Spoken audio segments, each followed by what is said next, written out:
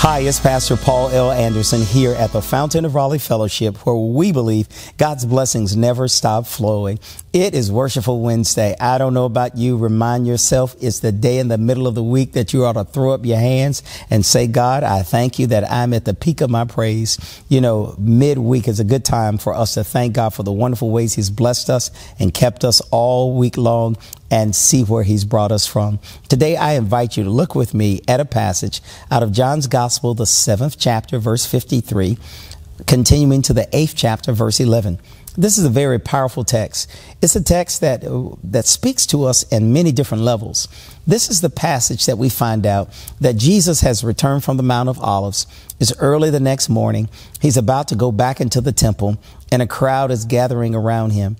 And gathering in the marketplace as they see the religious leaders, the Pharisees, and they have a woman who is now brought before them all. And the charges is that this woman was caught in the very act of adultery. I think it's pretty interesting in the text. They bring a woman who's caught in the very act of adultery, which means she wasn't by herself, but only she is brought forth. This begins to remind us how so many times we isolate the persons that we want to have and we use them as the object lesson, and we don't bring the other person as well. Well, if she was caught in the very act of adultery, she wasn't by herself. The other person is not seen. We don't even know who the person is. So Jesus begins to read and perceive what they're trying to do. So they bring the situation to Jesus, and they say this woman was caught in the very act of adultery. The law of Moses says that we should stone her. What do you say? They were trying to trap Jesus. That's the reason they use this woman, to try to trap Jesus. It's amazing how people use other people to try to trap other folk. But the text lets us see Jesus does something that is so profound. He doesn't utter a word from his lips. He stoops down. He starts to write in the dust.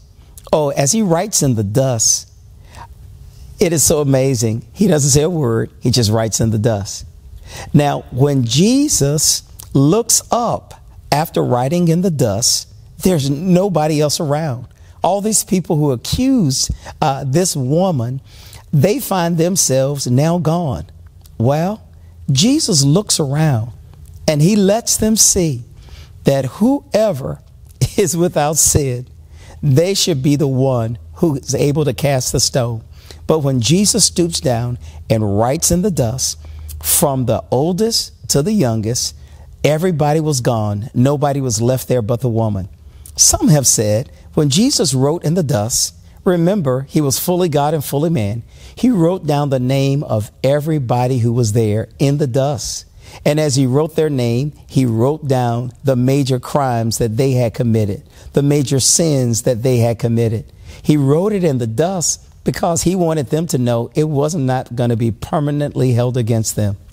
It is believed that after he wrote in the dust and he looked up and saw no one there, he erased everything that was there. In the same way, he erased this accusation from this woman. Wouldn't it be awesome if you and I would realize that the accusations that people come before us or bring before us are only temporary? When God puts his hand to the situation, when God starts writing, all of us can be like the woman was, standing there alone with Jesus. Jesus says, where are your accusers? She looks and she said, I don't have any. And he says, you don't have any, and I don't condemn you either. So Jesus tells her to go and sin no more.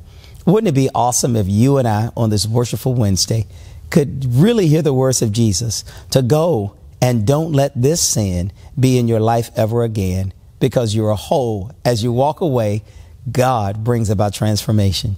Always know you're exceedingly and abundantly blessed, and may God continue to smile upon you with his grace and his mercy, because in this year of 2023, God has a blessing bigger and greater than you ever thought you would see. I'll see you again on tomorrow. To sow a seed to the Fountain of Raleigh Fellowship, visit our newly redesigned website, thefountainofraleigh.org, and select Sow a Seed from the homepage. Also, giving has been made easier with the new Fountain of Raleigh app, available now in the Apple App Store and Google Play Store. Download today, select Giving from the main menu, and then follow the directions to complete your giving through Subsplash. Thank you so very much for all of your gifts and donations that you've given to the Fountain of Raleigh Fellowship. We thank you for what you've done in the past, what you're currently doing, and what you will do in the future. Your gifts and donations helps us to spread the gospel of Jesus Christ, not only locally, but throughout the world. Thank you again for your gifts, and may God continue to richly bless you. It is here at the Fountain that we believe that we are exceedingly and abundantly blessed, and may you receive those blessings that God has in store for you.